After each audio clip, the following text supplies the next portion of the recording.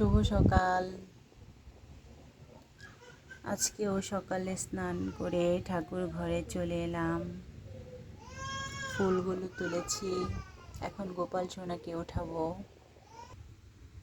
এই তো গোপাল সোনাকে উঠাবো গান গেয়ে। দেখুন আমার গোপাল সোনা উঠে গেছে। উঠো উঠো নন্দলাল, যে দেখো হলো সকাল, গোষ্ঠী লয়ে যাবে ধেনুর পাল। উঠো উঠো নীলমণি, যশোদার নয়নমণি, উঠে পড় হয়েছে সকাল।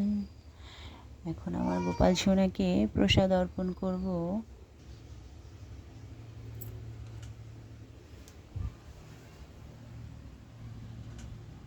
সকালের প্রসাদ দেওয়া হয়েছে গোপাল সোনাকে।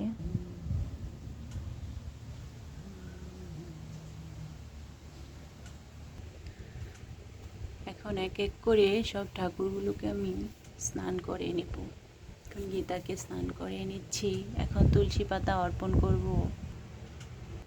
এই তো অষ্টসখীকে স্নান করে তুলসী পাতা দিয়েছি, নৃসিংহদেবকেও দিয়েছি। এই তো গুরুদেবকে স্নান করানো হয়ে গেছে, তুলসী পাতা অর্পণ করেছি। বাবা লোকনাথকেও। এই তো রাধা কৃষ্ণকে স্নান করানো হয়েছে। পঞ্চতত্ত্ব লক্ষ্মীনারায়ণ।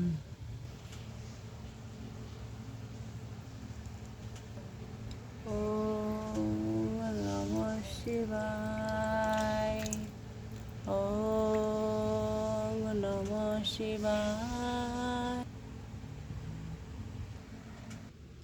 এই তো আমার গোপাল সোনাকে স্নান করাচ্ছি।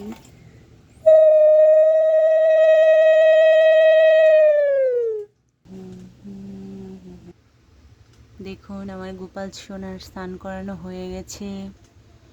সে এখন রেডি হয়ে গেছে। কত মিষ্টি লাগছে গোপাল সোনাটাকে। গোপাল সোনাকেও তুলসী পাতা অর্পণ করলাম। এই তো গোপাল সোনাকে স্নান করে ফুল দেওয়া হয়ে গেছে, প্রসাদ দেওয়া হয়ে গেছে। আজকে পুত্রদা বা পবিত্র রূপিণী একাদশী। এই একাদশী শ্রাবণ মাসে কৃষ্ণপক্ষে পরম পবিত্র কল্যাণময় তিথি। ভক্তদের বিশ্বাস, ভগবান শ্রীহরি বিষ্ণুর চরণে ভক্তি ভরে এই ব্রত নিবেদন করলে বংশের কল্যাণ সাধিত হয় এবং জীবনের সমস্ত পাপ ধুয়ে মুছে পরম শান্তি লাভ করে। হরে কৃষ্ণ। সবাই ভালো থাকবেন।